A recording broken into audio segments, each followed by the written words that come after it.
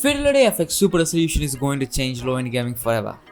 If you don't know what Fidelity FX Super Resolution is, my god, it's a mouthful to call it that. Let's call it FSR from here onwards. Okay, FSR is AMD's answer to DLSS from Nvidia, they said. But I'm here to prove that it is more than just an answer to DLSS, which is an upscaling technique so the game renders at a lower resolution and it is upscaled to a higher resolution to make the game look better with better performance, because image quality is inversely proportional to performance. Before we go into the video discussing it in detail, if you haven't watched AMD's Computex 2021 keynote, let's watch a clip where they talked about FSR.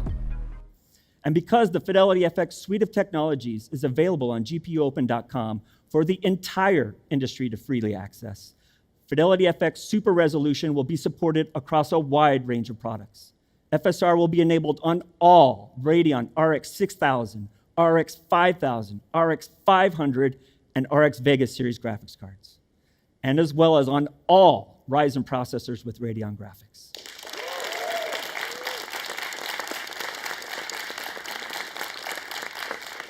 In demonstrating once again AMD's commitment to drive the gaming industry forward, I have an exciting demo to show you next. AMD's Fidelity FX Super Resolution not only works on AMD hardware, but also across a wide variety of our competitors' hardware, including their most popular graphics card according to Steam, the GTX 1060. As a matter of fact, FSR will work on all GTX 10 series GPUs to current, so that gamers can extend the life of their GPU even further. And for game developers, that means less proprietary code they need to implement for wider impact. Okay, let me do a quick summary. They said that FSR is coming to RX 6000 series, 5000 series, Vega, and RX 500 series, which are graphics cards from as early as 2017. And then they also said that it will work on all Ryzen APUs with Radeon processors. And this part is huge. Last year, due to everything like online studies, laptops equipped with Ryzen 3 and Ryzen 5 processors became really popular, because I myself have a laptop with Ryzen 5 3500U APU and Vega 8 iGPU, and this makes me more excited than anything I've heard from the keynote. Okay, at least I thought. And then out of nowhere, they said that it supports GTX 10 series GPUs. What the?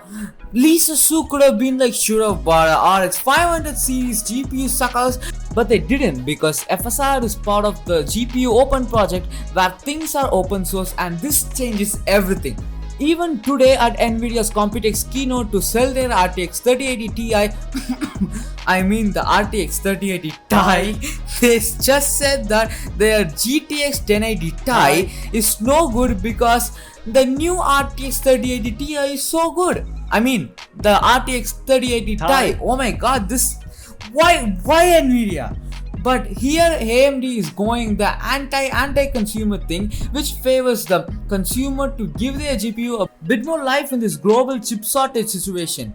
Talking about the global chip shortage, AMD is going to sell a lot of these new APUs, because as I just said, FSR works with Ryzen APUs with Radeon graphics, and people, until they get their hands on their brand new RTX 3080 Ti, they can play Fortnite at a decent FPS, like 60 FPS or even 120 FPS, because look at this photo. Imagine we get around 40 FPS in a game. Using FSR Ultra quality, we achieve above 60 FPS, and with performance we can even get 120 FPS. And if we actually get that, that would be game changing. Once again, coming to the low-end PC market or the notebook market with AMD Ryzen APUs, imagine if you want to play the new Cyberpunk on your computer without making it run on 600p or even 480p. You can run this game at 240p with FSR to upscale it and run it at 25 FPS instead of the 15. Because I've tried running Cyberpunk on my laptop and it ran at 15 to 16 FPS and dipping till 10 FPS at 720p. But I'm sure my laptop would have been able to run this game at 240p. And if FSR is something as good as DLSS, look at this video. I know it looks bad, but for a low spec gamer, this is like a gift from God. 30 FPS on Cyberpunk with no major distracting graphical glitches on a $300 Ryzen laptop with an APU, I'm in. If you've been enjoying this video until now, please hit the like and subscribe button as it helps out a quite lot in my journey to hit 50 subscribers. But wait, FSR isn't all good things. The game compatibility. AMD said they have collaborated with 10 game studios. If one game studio made one game FSR supported, we'll have about 10 games, and one of those games is Godfall. So we can safely call it 9 games instead. This part is where FSR sucks. When compared to Nvidia with their hundreds of new DLSS enabled games coming out every month, this is kind of a letdown. AMD has a website where we can request games to be enabled with FSR. Links to that will be down in the description. Also, don't forget that every performance climb in this video about APU performance is just my speculation with what AMD provided us with the GTX 1060 performance and RX 800 XT performance. Also, check out this video by